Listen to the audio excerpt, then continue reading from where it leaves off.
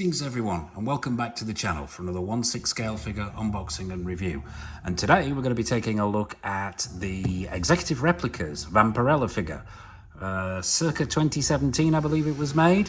This is the SHCC exclusive, a personal grail of mine, which took some finding in the wild I might add, but finally got my hands on it and so happy that I did. So, as always, we're going to be taking a look at the box, we're going to be taking a look at the accessories down on the table, then we'll get the figure out, and finally it's over to the detail as always to see how this figure displays. But yeah, let's take a look at this box first, and it's quite a hefty box, I have to admit. It's tall and it's wide. What we've got here is an image of the figure on the front, with a full moon in the background, a very large moon. Obviously it says Vampirella across the top there, SHCC exclusive. I know there was an Asian version of this figure that was released shortly after this one, but this is the one that I went with. Let's flip this box around and take a look. On this side, another image of the figure itself. Once again, same logo at the top. Bring it back round, and at the back here we've got some more images of the figure. We have a flying Vampirella at the top here, close-up of the head sculpt. Brief description of the origins of Vampirella, and I've been a huge Vampirella fan since being since about yay big, starting out with the comic books, the novels, perhaps less than, shall we say, outstanding attempts to make a movie out of this character.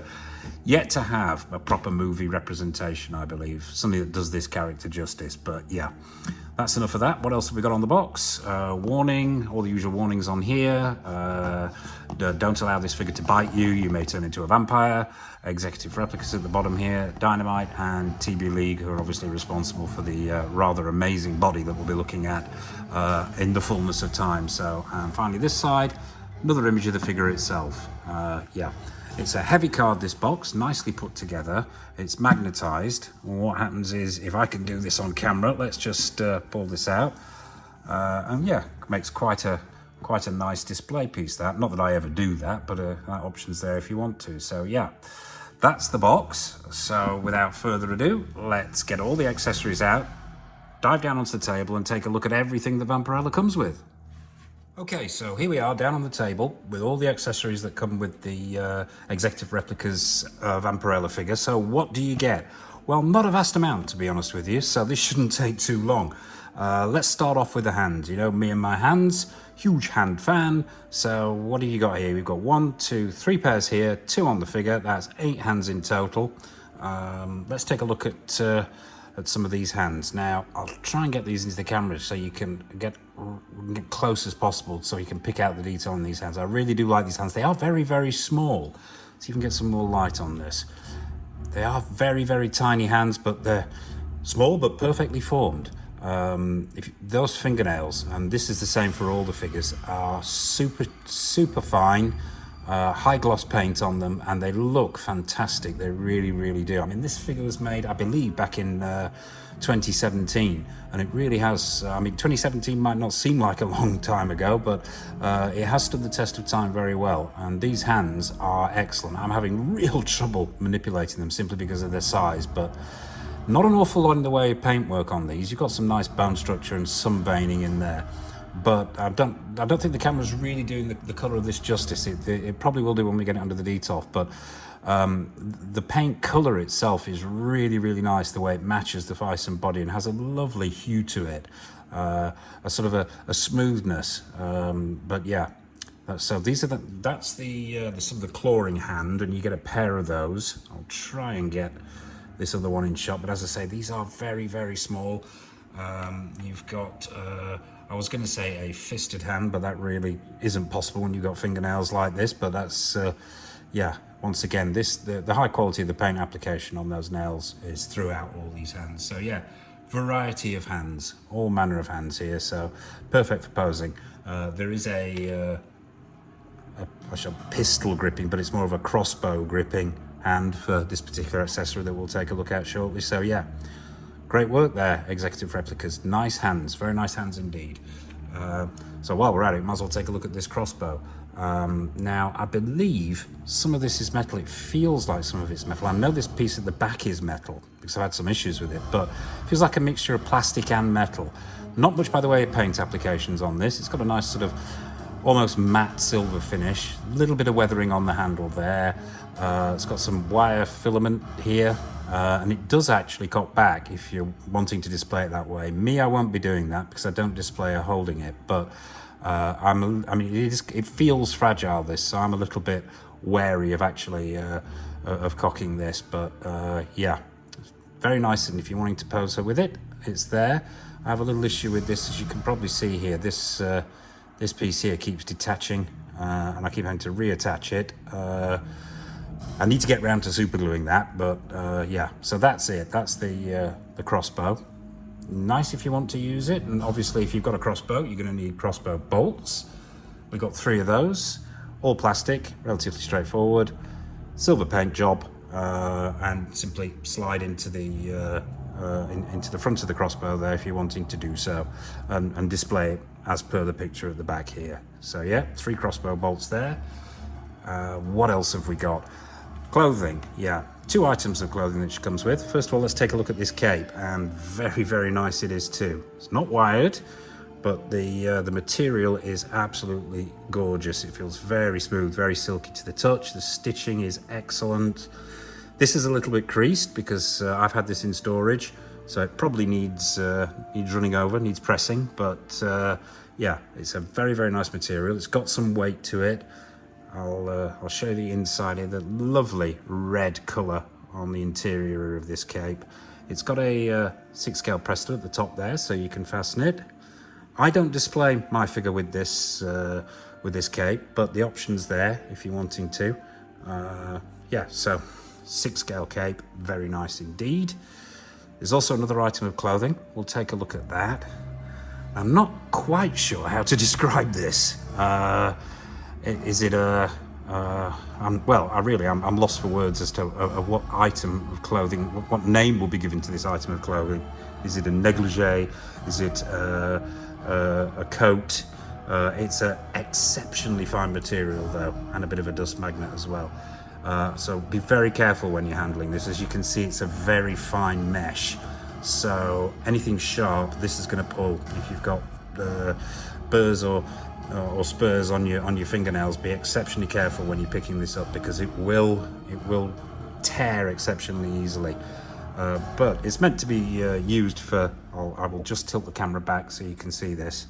Yeah, that's how it looks on the figure itself.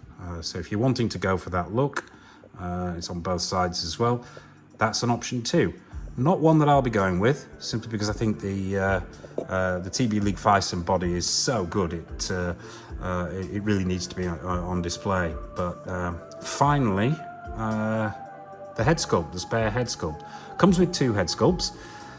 This one I don't use, and well, you'll probably see why. Let's get up close with this. Yes, I'm not sure about this head sculpt, to be honest with you. I mean, it has the same quality of hair, the same quality of paint applications, but it's just the expression I find somewhat goofy. I think it's a polite way of putting it. Let's see if we can't get up close here, get some more light on this.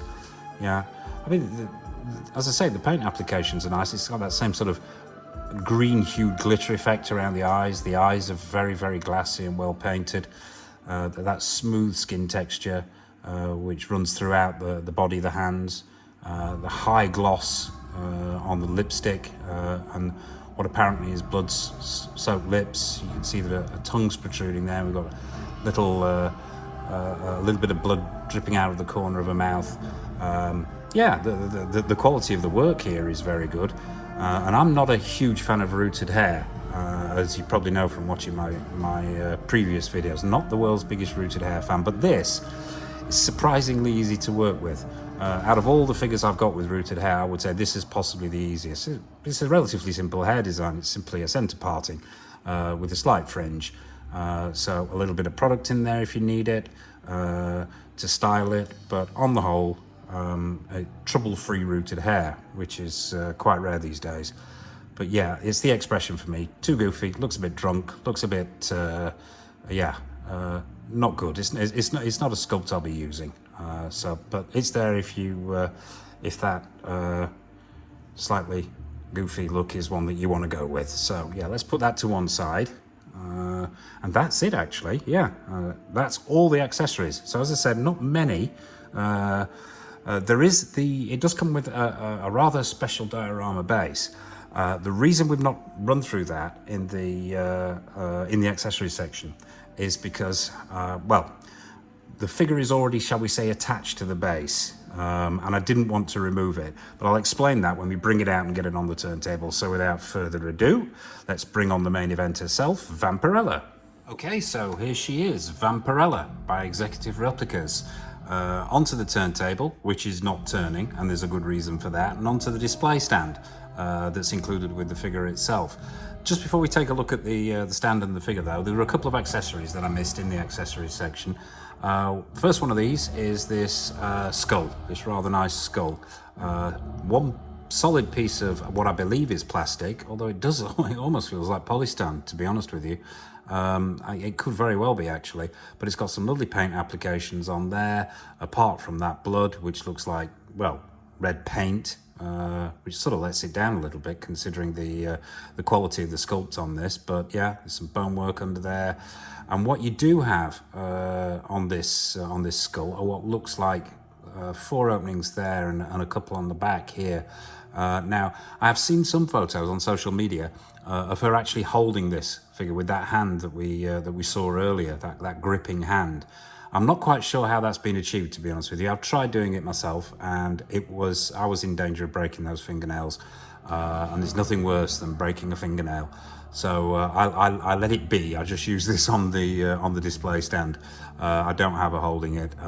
There are enough issues regarding this stand and the figure that we'll get to shortly. But yeah, that comes along with the figure itself. Also, I forgot to mention this rather nice plastic bat, 1/6 scale plastic bat, and it is actually very well done. If you actually get up close there, you can see there's some nice paint applications and the leather-like effect on the wings and the bone structure there. I believe it's cartilage actually, isn't it, in a bat, but I'm sure I'll be corrected if I've got that wrong in the comment section. But yeah, it's also got a little clip here, so you can have her holding it on a finger. Like this, yeah, if that's what you want to do. Not something I'll be using when I'm displaying the figure, but yeah, it's an option there if you want to do it. So that's the 2 accessories that we missed. So let's get on to this figure itself. Now, as I mentioned, there's a reason for this display base not revolving, because as much as I love it, and it is a fantastic display base, there is no perceivable method of actually supporting the figure on this base, and it's very, very uneven. As you can probably see, there are rocks, the skulls, there's a grave at the back that we'll try and get to. I've already tried shooting this video once and the figure's fallen off, which ended in a lot of swearing and a reshoot. But the base itself is very, very nice. You've got piles of skulls, there's wet look paint work on some of the rocks and some of the areas. The multiple paint applications give it sort of green mossy effect in areas, and it's a really, really fabulous display base. But the elephant in the room, how the hell do you display the figure on it? I will attempt to bring it round. I've got to be super careful here because I don't want to have to shoot this for a 3rd time. My language does become very choice. I've bodged it, shall we say, and what I've got are 2 pieces of super strong double-sided felt pad on the front of these boots, and as you can see, they're high-heeled boots, so the actual contact surface area is very, very small. So I have got to be super careful here in revolving this. But as you can see, she ain't very stable. But yeah, we'll take a look at the stand, then the figure itself. And as you can see, fantastic work on this stand. You've got a hand coming out of the ground here, grasping a skull. There's another skull over here. You've got this, and I'm going to try very, very carefully to move it again. You've got this gravestone at the back, and I have seen some photographs of her actually sort of sat draped over the wall, over the gravestone. Not a look I'll be going for, simply because I don't want to put this rather fantastic TBLEAGUE Fison body under any extra duress. Simply because we know what happens when you do that with these kind of bodies. I mean, this figure was made back in 2017 and is holding up exceptionally well, and I don't want to damage it unnecessarily. So, but yeah, as you can see, I'm going to hold those feet as we go around and pray that she stays where she is, and that we don't have another reshoot on our hands. But yeah, I'm going to try one further turn, and this may be a turn too far. I don't know. No, we are okay. Yeah, we managed it. That's as far as I'm going to go. But you can see the details here. There's a wonderful sort of hand, zombified hand, almost corpse hand coming out the ground and reaching out. I'm probably going to regret doing this last turn, because it seems to be this last turn that seems to prompt her to fall over, but no, she's stayed where she is. Okay, so let's be brave and bring her all the way around so we can, and no doubt you've been seeing this body and this outfit as it's been revolving, and it really is rather special. So let's take a closer look. I am not going to be pulling this into shot so you can get a closer look, so we're going to have to live with what we've got. But yeah, that fearsome body is truly spectacular. I was about to say, what an amazing figure, literally and metaphorically, obviously. But yeah, it's a great body. Obviously, totally seamless throughout, other than the hands here, which are covered by these wonderful metal bands. The bangles that she has on her wrist, and they are metal. Some great paintwork on there, lovely gold effect. But yeah, this costume is separate. Now, I thought it was actually sculpted on. I'm not going to start mucking around with it for obvious reasons. We will have another fall. But yeah, it is actually, it's not attached to the body in as much as it, by anything other than friction, shall we say, which it, you know, being that ridiculously small and that ridiculously tight, that's all it needs. But yeah, fantastic. It looks, it's got a leather quality look to it. It's got a shine to it. There's the gold bat here, which looks fantastic in the sort of the groin area. This collar is lovely. There's a really shiny red jewel. I don't know whether the camera's picking that up. And obviously this is my preferred head sculpt for this figure, and very nice I think it is too. You've got that same green glitter effect on the eyeshadow, deep red glossy lips, that wonderful skin tone that runs throughout the entire figure. Yeah, and once again the rooted hair, which is amazing to me, is relatively easy to manage. But there you go. That is Executive Replicas 1/6 scale Vampirella. Yeah, a personal grail, which it took me some time to bag, but I'm really happy I've got it in the collection. So as always, we're going to take her over to the Detolf, get her under the Detolf lights, and have a look at how she displays. So without further ado, over to the Detolf. Okay, so here we are over at the Detolf. We've got Vampirella on the shelf, under the Detolf light, so let's take a closer look at how she displays. Initial responses are exceptionally positive. I am so glad I got this in the collection. Been waiting a while. It took me a while to bag this personal grail, but now she's here. I'm more than happy. As you can probably see, I've paired her up with the Kessler Wolf by Necker. An odd combination, I know. I'm mixing my scales here, but she looks a little bit lonely on the shelf on her own, and for some reason that Kessler Wolf just works for me. Yeah, it just seems to fit quite well. So forgive me for breaking the first rule of scale, but what the hell? This is what collecting's about. Do what you like. So let's take a closer look at how she displays under these lights, and let's start with that base. We've already had a look at that base down on the table, but these lights are far better for highlighting those details. And yeah, you can really pick out the colors there, the sort of the moss greens, the browns, the shines there, the blood work on the skulls, that grave at the back. Can't really zoom in on that because of the way this figure is positioned, but yeah, very nice base. And let's take a look at how the figure displays under these lights. Yeah, very well indeed. Let's get close up on that head sculpt. Fantastic work there, super smooth as we mentioned. That costume, what little of it there is, very well fitted and tailored. That hair, I'm not normally, as you know, the world's biggest fan of rooted hair, but this one is relatively easy to work with. Just a small amount of product will keep any unruly hair in check, and it just falls really well. Yeah, so there you have it. That fantastic Feist TBLEAGUE body. Yeah, no extreme poses here for obvious reasons. But yeah, there you have it. Vampirella in all her glory. So that pretty much wraps it up for this video. What have we got coming up next? Next on the list is the final in our trio of Halloween figures. We're going to be taking a look at the Bela Lugosi, the caustic plastic Bela Lugosi. So that's coming up pretty soon. Also got a few other bits and pieces coming in next week. I think I've already mentioned in other videos. We're going to be taking a look at a brand new John Matrix. That's Hot Toys from Commando, the 80s Cheese Fest action movie. Katsumoto from The Last Samurai with Tom Cruise. That's going to be paired up with the Tom Cruise figure that I got recently and has been recently reviewed on the channel. So yeah, plenty of content coming up. So hit that subscribe button, hit that bell notification icon so you're not missing anything.